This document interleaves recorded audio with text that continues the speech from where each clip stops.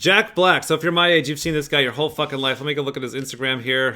Like, how old is this guy? Just still being a fucking goofball. I believe him social-wise to be a number 4, which we see a lot of comedians being number 4s, where it's just like friends and fun for friends and fun's sake. Now, if you know his type, I believe him to be SETE. That's what surprised me when I was preparing for the class. I'm like, what type is Jack Black? He feels like an ESFP, but something seems off about him. I'm not quite sure. Friends through the fucking roof, and then SETE. This is what you should see. This should be the predictability. If you're getting somebody's type right, when I go to his Instagram, I should see fun, silly, energy-dominant friends, people, being a goofball, not taking life seriously. So understanding these social needs, especially if you're watching these videos here in order, he's not Waldy Walden fighter pilot guy. He is not, okay, you know what I'm going to do? Is I'm going to be the best comedian ever, and I'm going to fucking crush everybody. No, he's not going to do that. Because he's out having fun, he's out seeing his buddies, he's out being a goofball. So I had a friend in high school, college, that I swear was probably this exact type, looked just fucking like him. Now there'll be like swings of like funny confidence, make fun of himself. He'll be like the most confident guy in the room,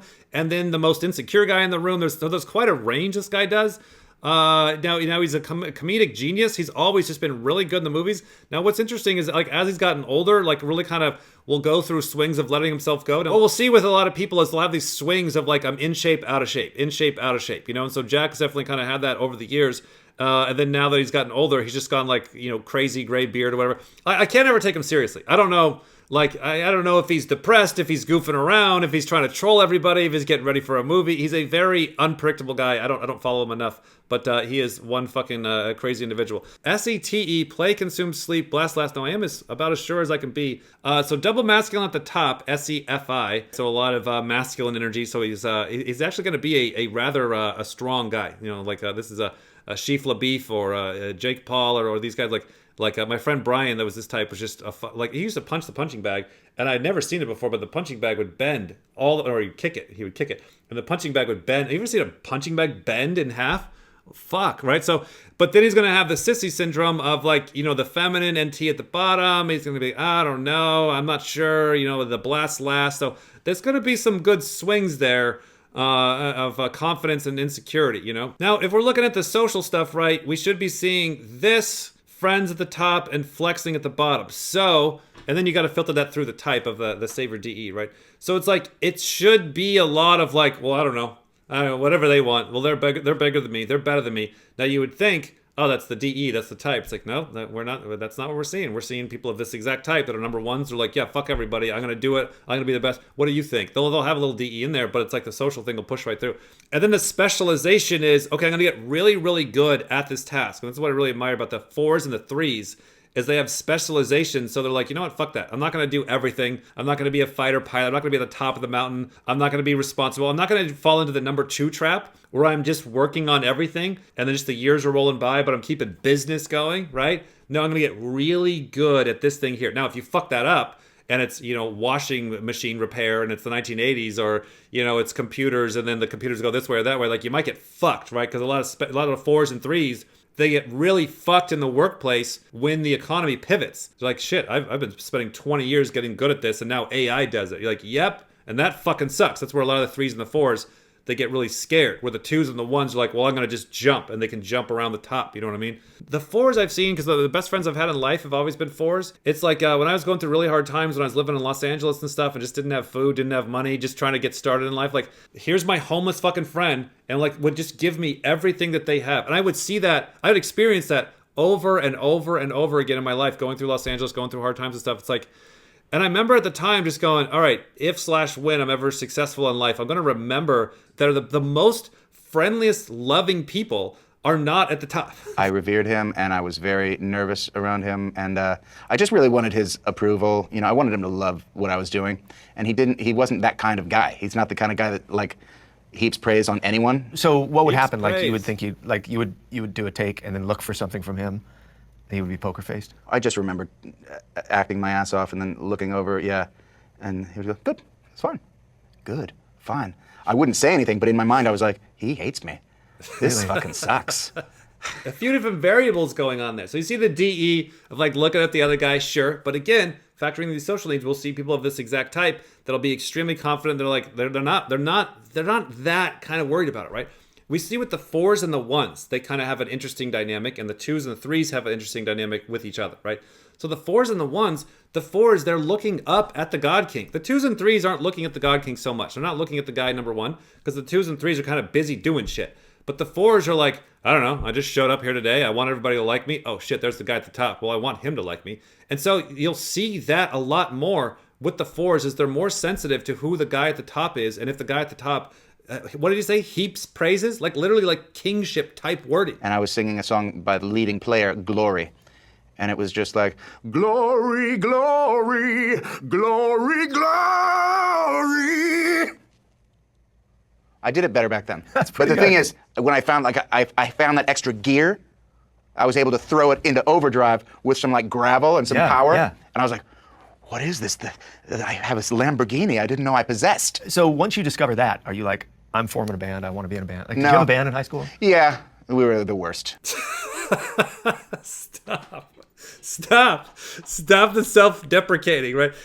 So that was the clip that I was thinking about all week, and that interview was worth watching with him and Mikey there. So what he's talking about is he found that extra gear with the gravel, right? I got a little picture here, right? So he's like doing this over-the-top type presentation, and that's what Jack Black is famous for, is these over-the-top presentations. It reminds me of like Chris Farley. Chris Farley used to do that, right? So if Jack Black here is blast last, and he does this extremely over-the-top type presentation, like, do you hear what he's saying? Like, nobody hears what he's saying. I don't hear what he's saying because I don't really believe it. Because we look at Jack Black, we're like, oh, you're confident, you're funny, you're a comedian, you got it all figured out. You're like, wait a minute, hold on, let me pull the codes. Like, I think he's got friends first, and I think that's Savior DE, and I think he's kind of insecure. Like, you start to actually see him. And then he'll tell you, like all your friends and family are telling you. You're telling, look at the other way. Look at through your selfish fucking face. It's like, you're telling everybody else. You're leaking out, hey, I'm kind of hurt. Like, you're getting an extra nose ring to kind of communicate to everybody, hey, I'm really hurting inside. Like, you're constantly leaking out to people your story and your message, and nobody's fucking getting it, right? So he's like, hey, I found this extra gear. And everyone's like, cool. Hey, great job. He's like, no, you don't understand. This guy's like insecure, blast last, trying to please the crowd, trying to get things figured out, and to go down and find that extra gear of this massive blast. And he's talking about where he's like holding himself back in his presentations. And therefore, like, people weren't liking him. Finding this with Cody, it's like, rather like finding motivation of like, hey, want to have more friends over? Yeah. And now like just motivation to like get him to do shit and to grow and stuff. So Jack Black is like, I don't want to be the guy at the top. I don't want to build a fucking business. I kind of want more friends. Well, you know how you can find more friends? How? You find this extra gear of your blast last. It's like, okay. Get yourself together, baby. Having a ball. And I was like, I'm not going to sing that song. That's not the song you sing at the end of fucking High Fidelity for a big There's finish. his masculine FI. Let's Get It On. If we're going to do Marvin Gaye, let's get it on. And he was like, all right, okay. You want to do Let's Get It On? You can do Let's Get It On. But it was like, then I was like, yeah, I'm going to do Let's Get It On. I was like freaking out, like, why did I say I'm going to do Let's Get It On? Which is a really hard song. It was a really hard, much harder. But I knew that it needed that, like, fucking, Yeah. needed to fucking get it on. Yeah. So then we did it. It was time to do it. And I did it. In the first take, we shot different things, and then it was time for my thing. And we did it, and it was just sort of, I didn't go all of the fucking way, that much we know. And it was just sort of lukewarm, and the audience was like, yay, and it was a big finish at the end of the movie. And Stephen Frears said, cut! And he got up on the stage, and he didn't look at me. He looked at everybody in the audience. What the fuck are you doing? This is the end of the film. You are ruining the film. He was so mad, because he was like, they weren't fucking getting crazy and loving the song. Really? But really, I think he was yelling at me, but he didn't yell at me. He yelled at them for not cheering for me. But he was mad at me for fucking taking a shit on his movie. And he was like, let's take it again. And then I blasted it out. If he had yelled at me, it would have shut me down. I wouldn't have been able to I would have gone into my shell. And my wiener would have gone in the turtle close. The balls would have gone up, and then you could just call it a night. Yeah, That's it. But he yelled at them. For some reason, that worked for me. For some reason that worked for me. Did you hear that? You might want to watch that again. So why the hell did that work? Because the director is like, I'm going to yell at the people because you want a connection to the people. You want the guy at the top to be happy. I'm going to yell at them. You're not going to get your friends if you don't fucking perform. And that just magically was able to happen. I'm finding that so true. Like understanding and knowing the social type, especially like working with Cody, and like other people, it's like if friendship is high in the stack, you can leverage that. It's like there's so many things of like oh, you got to go do your work. You can't hang out with your friends, as if like friends is bad or whatever. It's like no, you can use that as leverage. That's what Jack Black is figuring out how to do. Like all of the parts for him came together. He's able to find and discover his blast last so he can get to that extra fucking level so he can please the fucking tribe, all the people there, and then therefore please the director. That's all he's looking to do. He doesn't want to be the fucking astronaut of the world. He wants to perform and do his best and specialize in his acting skills so he can make all of his buddies fucking happy. Dwayne, we hear so much about your workout plan, and I'm curious if you could just walk me through a little bit about what it takes to be Dwayne Johnson. Oh, I'm glad you asked that question. First of all, you're Kathleen from Screen Junkies, right? I never forget a face, I never forget a thing.